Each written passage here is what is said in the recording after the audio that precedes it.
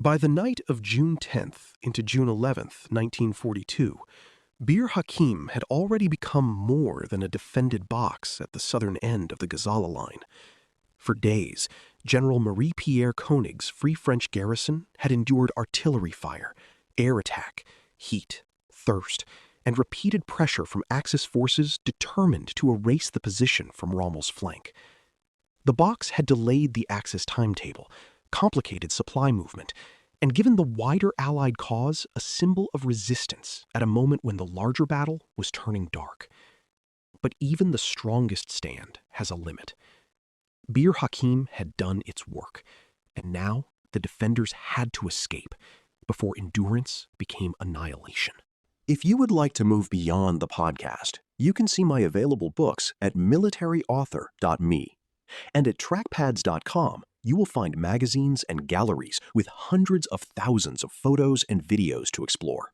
The decision to break out was not a confession that the defense had failed. It was a recognition that the tactical value of the position had changed. The Free French had held long enough to impose delay and cost on Rommel's southern maneuver, but the wider Gazala battle was moving against the British. The failed efforts to crush the cauldron had left the Eighth Army weaker, and Rommel was regaining the initiative. Bir Hakeim remained brave, but bravery could not refill water cans, replace ammunition, repair every damaged vehicle, or guarantee relief. A garrison that had fought well still had to be preserved if preservation could serve the larger war. A breakout from a surrounded desert box was a different kind of operation from holding a perimeter. During the siege, the defenders had used mines, wire, guns, trenches, and prepared positions to make the enemy come to them. Now, they had to move through the very kind of danger their own defenses had created. Vehicles, guns, wounded men, infantry, drivers, and small groups all had to pass through or around minefields and enemy fire in darkness and confusion. The goal was not to win a neat tactical engagement. The goal was to get as many men as possible out of a tightening ring and back to Allied lines before daylight made movement even more dangerous. Night offered concealment, but it did not offer safety. In the desert, darkness could hide a column from enemy observation, but it could also hide landmarks, tracks, minefield edges, and the distance between friendly vehicles. A route that seemed clear in daylight might become frighteningly uncertain at night, especially after days of bombardment and movement had altered the ground. Drivers had to keep formation without bunching up, losing contact, or drifting into danger. Men moving on foot had to follow guides and signals, while carrying weapons, equipment, and exhaustion. A breakout depends on discipline, because panic can turn a narrow escape route into a trap. The wounded made the movement harder and more human. They could not be treated as an afterthought, because a fighting force is also a community of obligation. Vehicles needed space for men who could not march. Medical personnel had to balance urgency with care. Every delay increased the risk of discovery or renewed fire, but leaving men behind carried its own moral weight. This was not the clean drama of armored columns racing across empty sand. It was a practical and painful movement by a battered garrison, trying to bring its people out of a place that had become both a battlefield and a symbol. Axis forces around Bir Hakeim understood that the garrison might try to escape, but no encirclement in the desert was perfectly sealed. Distances were too wide, darkness too uncertain, and the battlefield too disturbed for a continuous wall of men and guns. Still, the danger was severe. Axis patrols, artillery, machine guns, anti-tank weapons, and minefields could turn any route into chaos if the breakout was detected or delayed.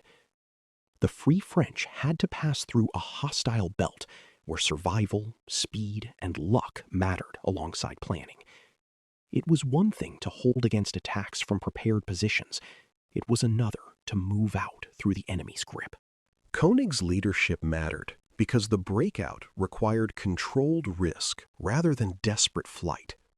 A force that simply scattered might save individuals, but it would lose organization, abandon equipment unnecessarily, and leave too many men behind.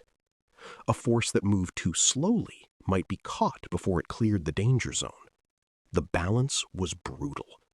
The garrison had to preserve enough order to survive as a unit, but enough urgency to escape a position the Axis wanted to seal. Leadership in that moment meant making movement possible for exhausted men who had spent days under pressure and now had to perform one of the hardest tasks in war, leaving a position without dissolving. The breakout also showed how deeply the Free French stand had affected the wider campaign. Rommel wanted Bir Hakeim gone because it interfered with his freedom of action, especially around his southern flank and supply arrangements. The garrison's escape denied him the full satisfaction of destroying or capturing the whole force. The position would be lost, but the men who had made it famous could continue the war. That distinction matters. In military history, ground is sometimes less important than the force that holds it. Bir Hakeim as a place could be abandoned, but Bir Hakeim as a legend survived because so many of its defenders got out. The movement out of the box was not clean or painless. Breakouts rarely are. Vehicles could be hit, separated, or lost. Some men were killed, wounded, or captured. Some groups found their way through danger, while others suffered in the confusion that surrounds every night operation. Casualty and escape figures vary in different accounts, and the exact experience differed from one group to another. What is clear is the larger result. A substantial portion of Koenig's garrison broke through and reached safety after one of the most intense defensive stands of the Gazala campaign. That survival turned a tactical withdrawal into an act of defiance. For the British Eighth Army, the escape from Bir Hakeim came at a moment when the wider situation remained dangerous. The garrison had bought time, but the British had not been able to turn that time into decisive control over the battle. Rommel's forces had survived the cauldron, supply corridors had been opened, and British armored strength had been worn down. The loss of Bir Hakeim removed an obstacle from the Axis southern flank, but by the time the garrison left, the position had already imposed its cost. The tragedy was that this local success could not reverse the larger unraveling of the Gazala Line. In the history of armored warfare, the breakout matters because it reminds us that mobility is not only the possession of tanks. Infantry in a defended box can create operational delay, and a surrounded garrison can preserve combat power by moving at the right time. Mines, anti-tank guns, artillery, and fortifications had helped the Free French hold. Vehicles, guides, discipline, and night movement helped them escape. The same battlefield that had favored prepared resistance now demanded mobility under pressure. Bir Hakeim's defenders had to change roles quickly, from an anvil that absorbed blows to a moving force slipping through danger before the hammer came down. The emotional power of the breakout comes from that transformation. For days, the garrison's achievement had been measured in holding the perimeter, holding the guns, holding under bombardment, holding despite thirst and fatigue. In the final act, success meant movement. The men had to leave behind the ground that had given their stand its name, but they carried away the meaning of that stand with them. The desert box could be taken after they left, but it could not be made irrelevant. By escaping, the Free French turned Bir Hakeim from a doomed outpost into a lasting symbol of endurance, discipline, and survival. That is why the breakout from Bir Hakeim became more than an episode inside the Gazala campaign.